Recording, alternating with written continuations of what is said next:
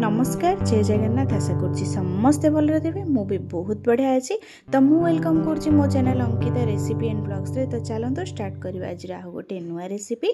तो देखिपे यहाँ गोटे मु मिल्क रो डेजर्ट बनई आपको आम ओडिया रे पुडिंग कहि परिबा। माने आमे मोस्टली आमे जतो नॉन वेज खाती नॉन वेज पर आमे पुडिंगटा टेक करथांती।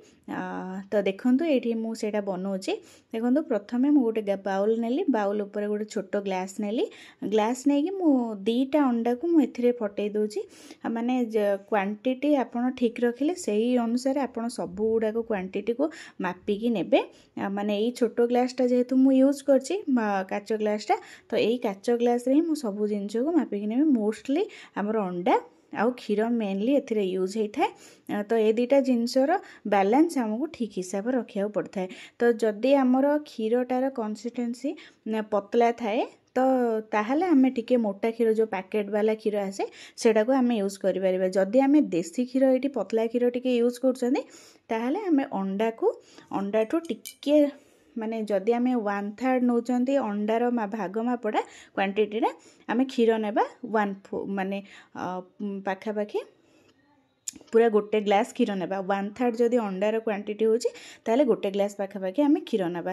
देखंतु जद मु दीटा अंडा को नौची नहीं कि मु गोटे से बाउल रे मु प्रथमे कौन कली केवल दीटा अंडा को फटेकी दे दोची। ये दीटा अंडा मु दे देली। दीटा अंडा देला पर सारा पर मुझे क्वांटिटी ही मापिकी मोर जेहेतु यहाँ पैकेट क्षीर थिला टिके मोटा तो मुझे क्वांटिटी ही क्षीर नहीं ताहले मु क्षीर को भी एबे अंडा सांगरे मिसेकी मुझे पकई दोची। अंडा सांगरे क्षीर को मिसेकी तापर आमे ये नहीं जावा। तापर टेस्ट अनुसार आमर चीनी नहीं मु पाखापाखि 2.5 चामच नहीं।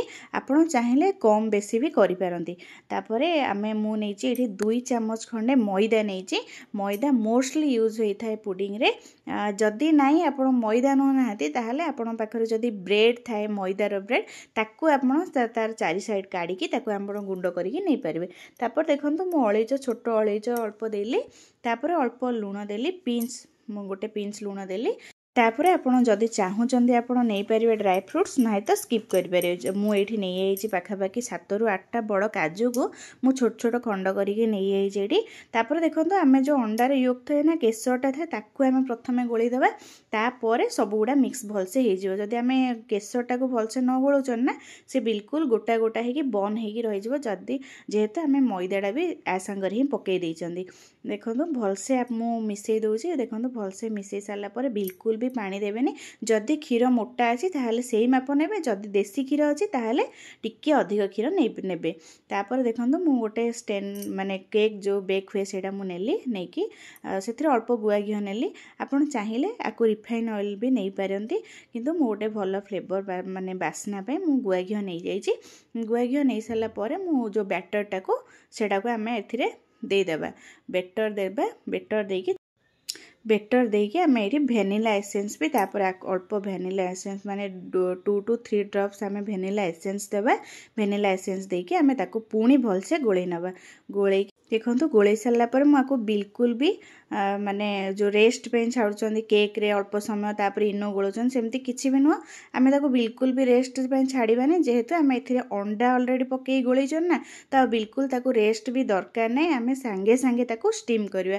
तापर देखंतु मु गोटे कड़े नहीं कि सेथिरे मु अल्प पानी देकी तापर केक स्टेनर रखीची। सेथिरे केक स्टेनर रखी सारा परे अल्प समय ताको माने गरम हेया पे छाड़ देला परे प्री हीट पे तापर मु ताको से बेकर रे माने जो आमे नहीं जंदी पुडिंग बनाया पे सेटा मु दे दोची। पाखापाखि मोर आकु देखंतु भलसे घोड़े नेबे। जदि आपण पाखे फॉइल पेपर थाए ताहले नेबे। मो पाखे नथिला मु देइनी। मु गोटे अल्प छोट ताटिया देकी तापर ऊपर गोटे थाली घोड़ेइथिली। पाखापाखि देखंतु मोर 20 to 25 मिनट्स भीतर मोर ऑलरेडी प्रिपेयर हो गला।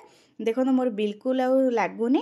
तापर आकु आम रिफ्रिजरेटर रे पाखापाखि गोटे 1 आवर पर रखीदेवा। रखीदेकी तापर आकु आम उल्टेबा माने गोटे प्लेट को आम सर्व करिपरिबा।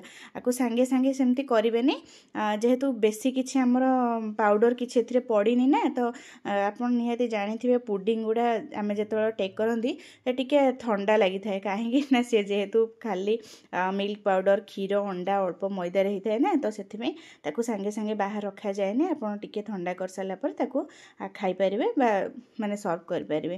तो रेसिपी भल लागुथिले घरे निहाती ट्राए करंतु और एंजॉय करंतु। तो केमती कौन लगिला निहाती कमेंट माध्यम रे जणैबे। भल लागिथिले लाइक शेयर सब्सक्राइब करिया को जम्मा भी भूलिबेनी। पुणी देखा नेक्स्ट वीडियो रे। रहिली नमस्कार।